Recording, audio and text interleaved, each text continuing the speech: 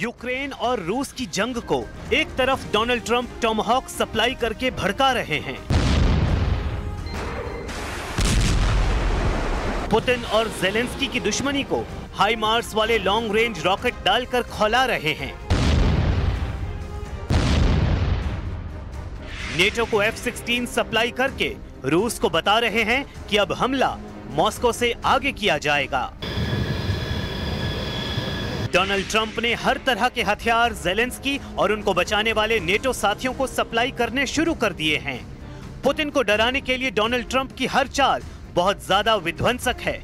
उसमें खौफ भी है, उसमें आग भी है और उसमें साजिश भी है, क्योंकि ज़ेलेंस्की जिस दुश्मन से करीब 4 साल से जूझ रहे हैं, उसको टक्कर देने के लिए अब डोनाल्ड ट्रंप ने बहुत बड़ी चाल चल दी है।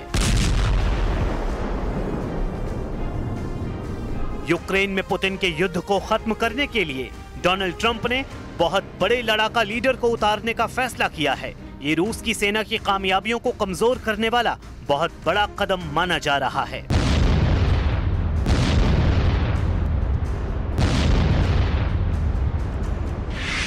तुर्की के राष्ट्रपति एर्दोआन वो शख्स हैं जो पुतिन की पीठ में बहुत बड़ा छुरा घोंप चुके हैं।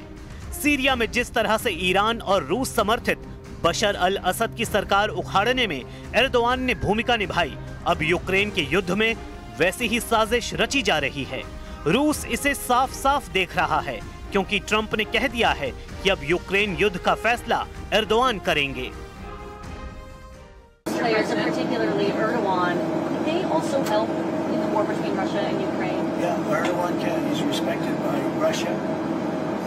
Ukraine I can't tell you about, but he is respected by Putin. And he's a friend of mine, you can see. Why I get along with the tough ones. I don't get along with the weak ones. I get along with the tough ones. I don't know what that is, but Erdogan's been great with me. You know, when NATO has a problem with Erdogan, which they often do, they call me to talk to him. And I've never failed in working it out like immediately. Is that right? अब सवाल है कि Ukraine के युद्ध को लेकर Erdogan यानी तुर्की Trump को कौन सी सर्विस दे सकता है। ट्रंप का अब एक ही मकसद है, गाजा में युद्ध बंद कराने का ऐलान करके वो पूरी दुनिया का बॉस बनना चाहता है। ऐसा इरादा वो इजराइल की संसद में जाहिर कर चुके हैं, जब हमास और इजराइल के बीच युद्ध विराम का ट्रंप इजराइल में ऐलान कर रहे थे। If you think we settled 8 wars in 8 months, I'm now including this one, by the way, if that's okay. They may say, well, that was quick, because yesterday I was saying 7, but now I can say 8. The hostages are back. The hostages are back. 8 युद्ध खत्म कराने का दावा करने वाले Donald Trump Ukraine को लेकर अलग मूड में हैं। यूक्रेन युद्ध रोकने की उनकी ख्वाहिश अभी तक फेल साबित हुई है और अब उनके एक्शन से लगता है कि वो ज़ेलेंस्की और नेटो को पुतिन के खिलाफ भड़काने के लिए किसी भी हद तक जाने के लिए तैयार हैं।